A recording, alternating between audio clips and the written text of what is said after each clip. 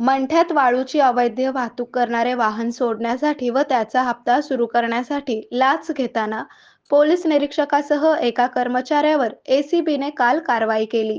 त्याच दिवशी दुपारी तळणी फाट्यावर जुन्या रॉयल्टीच्या पावतीवर वाळूची वाहतूक करणारे दोन टिप्पर परतूर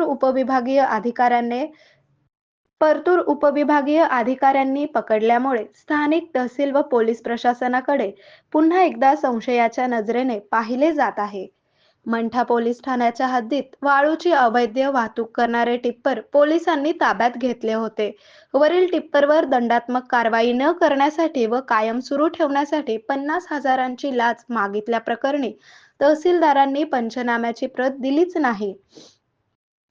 याबाबत मंठा प्रतिनिधींनी मंठ्याच्या तहसीलदाराशी वरील दोन्ही टिप्परच्या पावती व पंचनाम्यांची प्रत मागितली होती, पण रॉयल्टीची प्रत देता येत नसून पंचनामा केला आहे.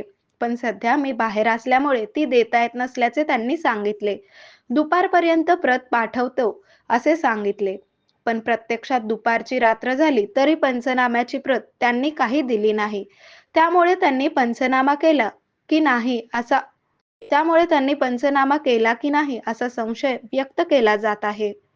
या प्रकरणी पोलीस निरीक्षक मनोज कुमार राठोड व कॉन्स्टेबल रवी जाधव यांना लाचलुचपत पथकाने ताब्यात घेतले होते.